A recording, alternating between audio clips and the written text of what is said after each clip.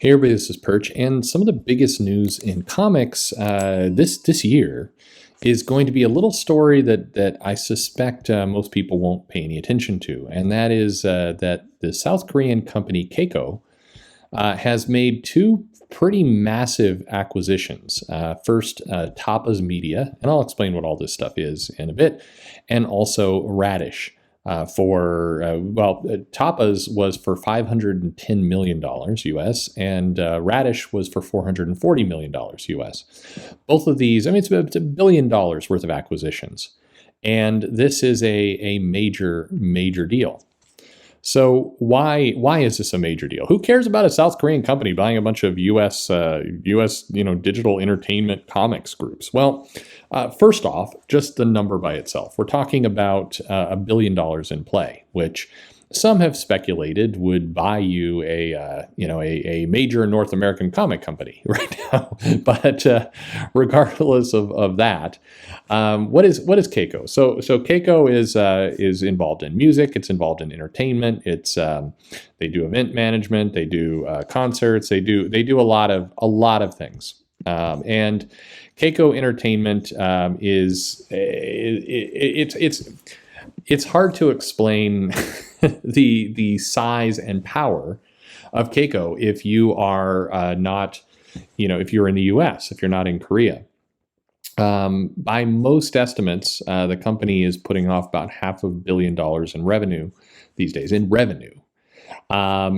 this is they are a powerhouse. They are rapidly competing with a lot of other Asian companies for control of the overall entertainment market.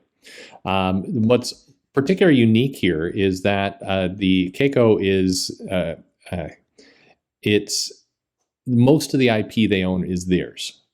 So there's very little licensing in place. There is some, I'm speaking very generically, but it's a lot of self-owned work. And so when you have that amount of revenue and you own most of the product that's creating that revenue, that puts you in a really, really good position. So you might ask, okay, so and Keiko, and I'm sure this is, by the way, the Japanese side of me that is pronouncing it that way. I guarantee you that my friends in South Korea would be absolutely insane by the way I'm describing all this. So let's talk for a moment about Tapas Media. So who is Tapas Media? So Tapas Media is basically it's a digital publishing webtoon type website and app, and it was created again by another South Korean entrepreneur, Chang Kim. It's been in existence for almost 10 years now.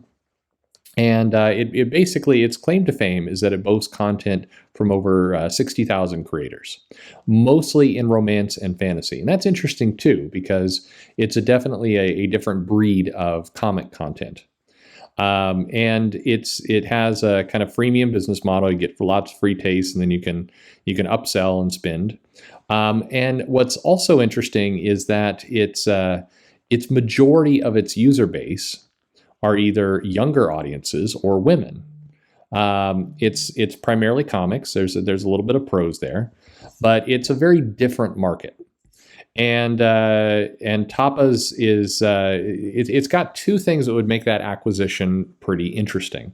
Again, a lot of the content that they service, they've had a very effective job of moving people from free to paid. Meaning, the unlockable world, the people who get a little bit of content, like it, and then decide to start paying. It's a very healthy service. This is indicative of a lot of SaaS type companies. The other piece is that they have a massive amount of content. They've been producing huge amounts of work. They talked about like I mentioned, over 60,000 creators. Tons of work, just content all over the place. And unlike a lot of other web comics, webtoon type things, they've done a good job of indexing it, meaning it is actually relatively easy to find what you're looking for there. So that's very good. It's an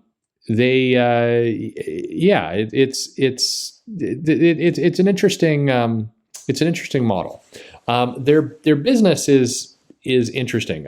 So artists on Tapas are not making much. They announced they paid about 14 million out to creators, but many creators are saying that they're being paid about $800 a month. So certainly not any kind of living wage, but it's a start. I mean, to look optimistically.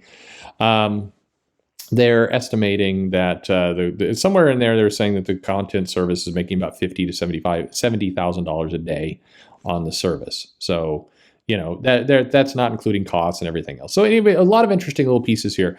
But the most valuable is they boast that they have over 1 million active readers who are spending money, largely under the age of 34, and a heavy women demographic, heavy female demographic. That's very significant and explains a little bit why Kakao would buy these products for basically $1 billion.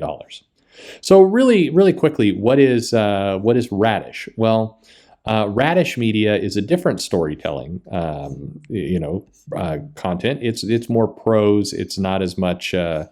It's a storytelling platform, but it's not the same kind of content. They have web novel kind of business. And what all this means when you're putting all this together is a couple things. So Kakao is absolutely trying to leverage the fact that they've got music, they've got video and entertainment, and they now have comics and prose.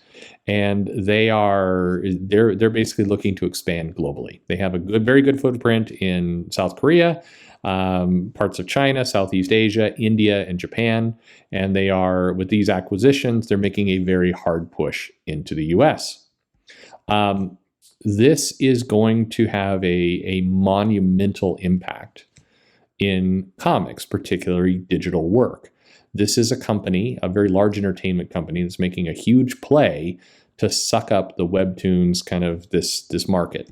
It's going to drive more money into this space, and it's going to drive more innovation and focus into this space. But it's not going to come from a US company. It's going to be coming from, in this case, a South Korean company who's really going to push this, having a lot of content, owning a lot of this content.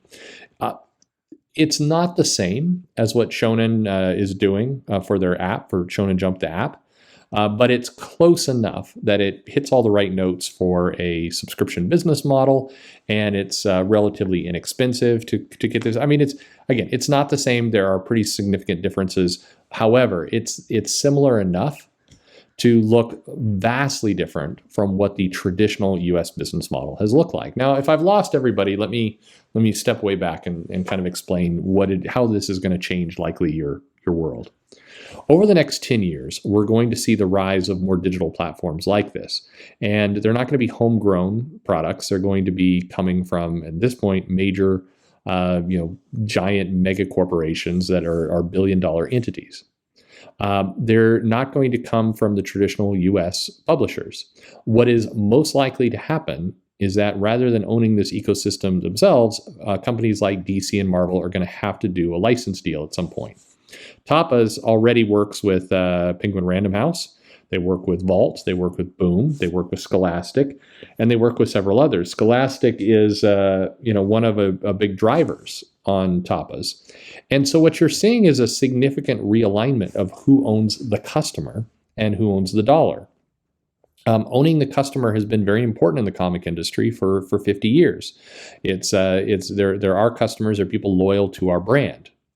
In this new world, if this allows to kind of run rampant, what's going to happen is that, characters like Spider-Man or Batman will still absolutely be popular, but the loyalty is going to be to companies like Tapas or companies like, now Kakao, as opposed to companies like Marvel and DC.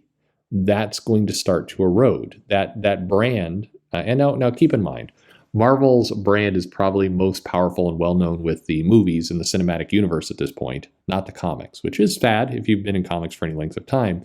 These kind of movements just continue to accelerate that. Now, you may be saying, I like printed comics. I don't care about web comics. None of this matters to me. Totally understand. Cool. I like printed comics as well. This kind of money changing hands and these kind of moves just mean that sooner or later, you're going to be forced to adopt some of this, or you're going to see your position in the industry continue to change into being very niche. That's the future coming at you. Um, as I mentioned, this is probably the biggest story that this kind of money changing hands is one of the biggest stories this year, bar none. In terms of the size and the scope of what this can bring, and the amount of attention and users and revenue. I mean, keep in mind the revenue we're talking about that's flowing through here is certainly more than what the comic business for Marvel and DC combined are doing. It's pretty significant. So this is arguably, from a pure finance standpoint, this is a bigger deal than uh, than what we're seeing from the Penguin Random House Marvel deal. Certainly, some of these other things. This is a juggernaut. So it's important to kind of pay attention to it. So if you haven't paid attention to Kakao, Kakao Entertainment, something you might want to check out. Tapas, Radish, these services. This is going to become, if you're going to be paying attention to comics over the next 5 years, this is going to be something that you're going to have to deal with. It's just going to be part of what we talk about, and it's interesting to see the power players shift. Anyway, let me know your thoughts and your questions below. It's an interesting story. Like and subscribe, and thanks for listening.